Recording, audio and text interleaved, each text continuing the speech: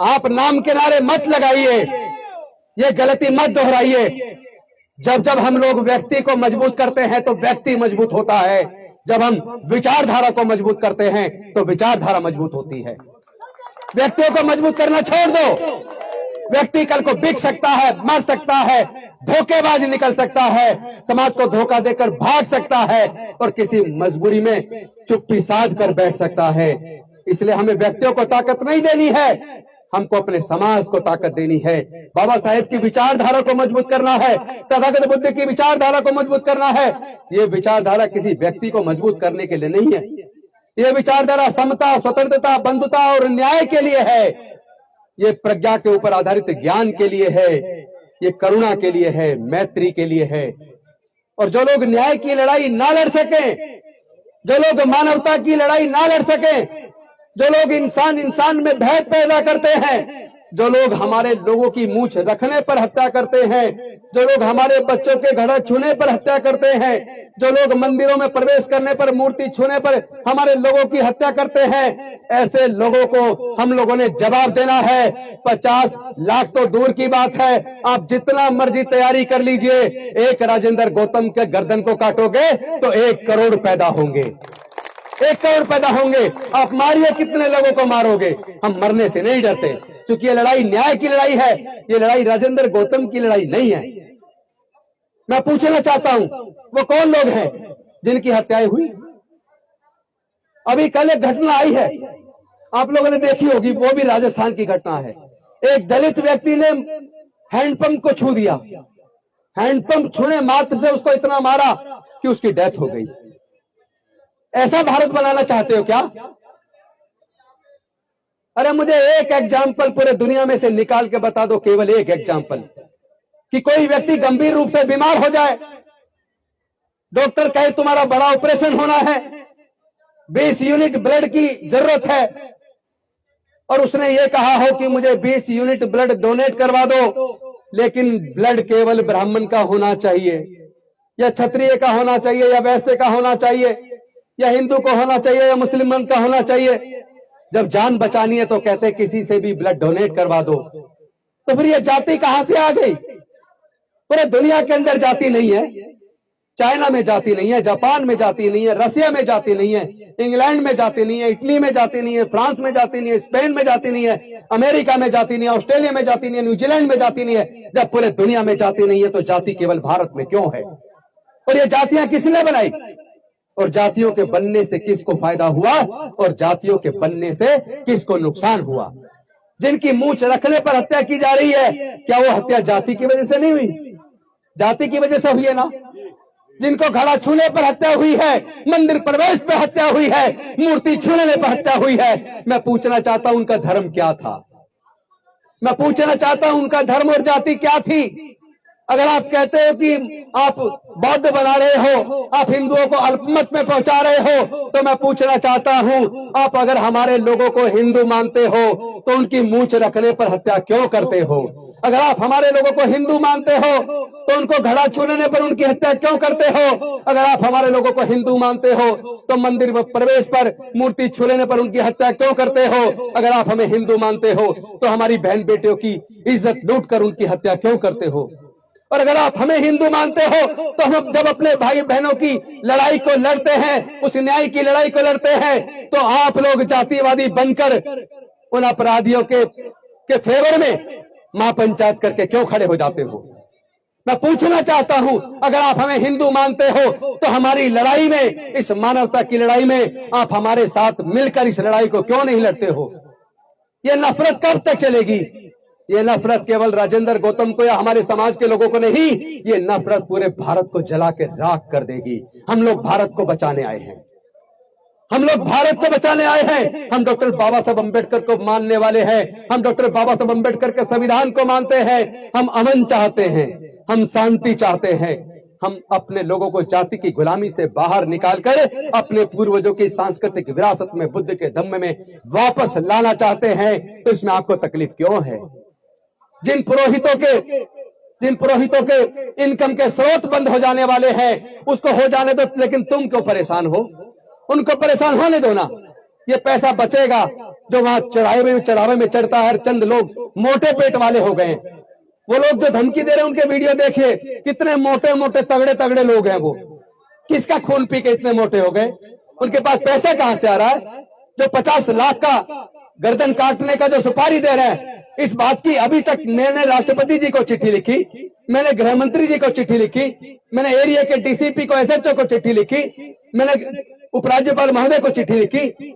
सब जगह चिट्ठी लिखने के बावजूद मैं पूछना चाहता हूं, मैंने उसमें मांग की है कि ऐसे नकली साधुओं के खिलाफ आप मुकदमा दर्ज करके उनके किन आतंकवादी संगठनों से उनके संबंध में इसकी जांच कीजिए। उनके पास यह करोड़ों रुपया कहां से आ रहा है, इसकी जांच कीजिए। लेकिन अभी तक ना तो पुलिस ने कोई मुकदमा दर्ज किया, और अभी 15 ही दिन हुए हैं माननीय सर्वोच्च न्यायालय के जजमेंट को आए हुए, जिस जजमेंट में माननीय सर्वोच्च न्यायालय ने कहा है जो लोग हेट स्पीच देते हैं या धमकी देते हैं, इस तरह के भाषण देते हैं, भड़काऊ भाषण देते हैं, ऐसे लोगों के खिलाफ पुलिस को खुद मुकदमा दर्ज करना होगा। चाहे कोई कंप्लेंट आए ना आए, पुलिस की जिम्मेदारी है वो मुकदमा दर्ज करे। और अगर पुलिस ये मुकदमा दर्ज नहीं करती, जिम्मेदारी नहीं निभाती, तो कोर्ट खुद सू मोटो उनके खिलाफ एक्शन लेगा, कंटेम्प्ट ऑफ कोर्ट की कार्रवाई करेगा।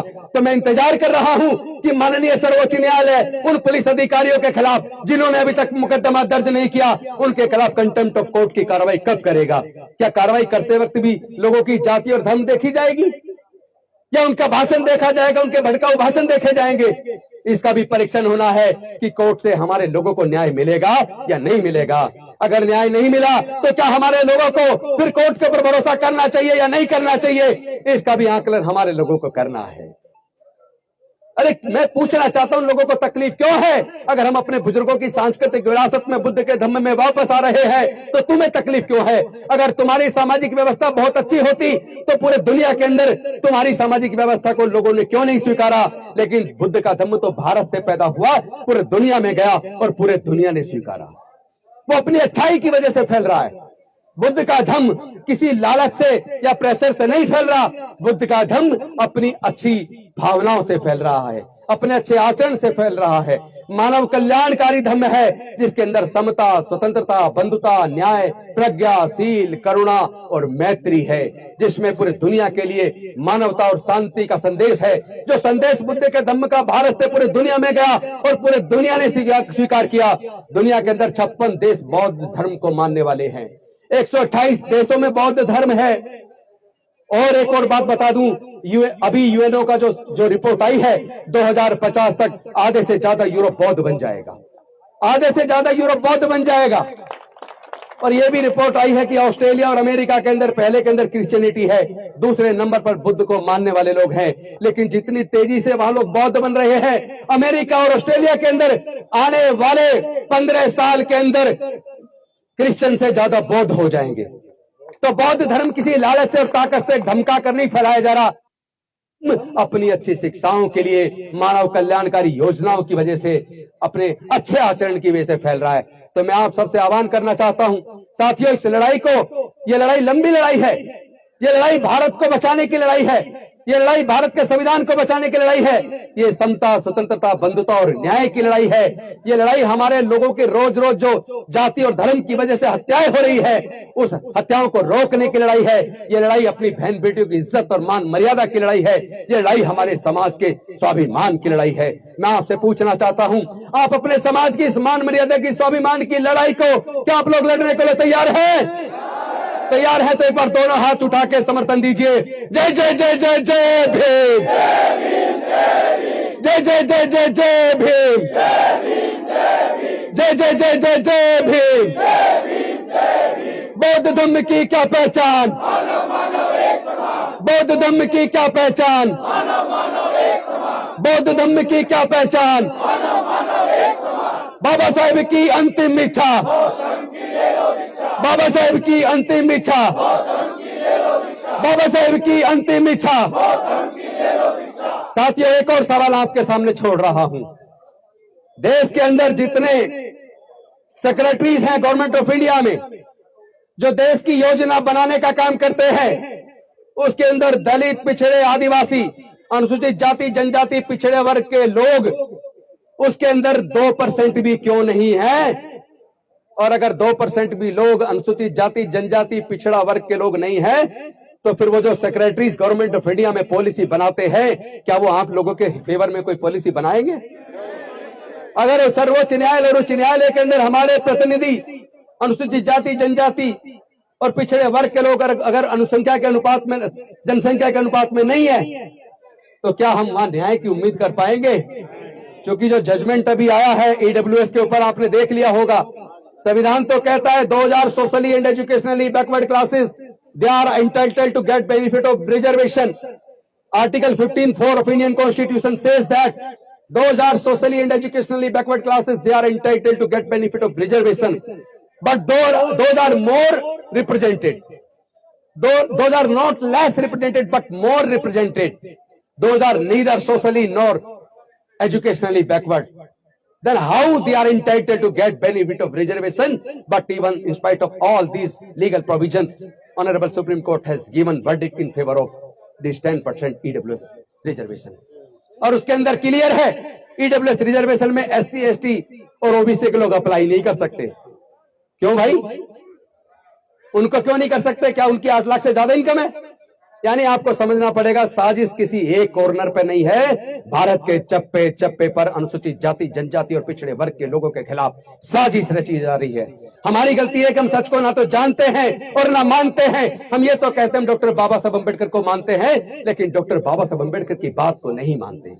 अगर हम लोग बौद्ध बन गए होते तो आज भारत के अंदर 100 करोड़ से ज्यादा बौद्ध होते, आप बहुसंख्यक होते, योजना भी आप बनाते, देश के प्राकृतिक संसाधनों में हिस्सेदारी भागीदारी भी आपकी होती। मैं पूछना चाहता हूं, ये जो जल जंगल जमीन है या खेती की जमीन है या प्राकृतिक संसाधन है, क्या कोई अपनी मां के पेट से लेकर पैदा हुआ है?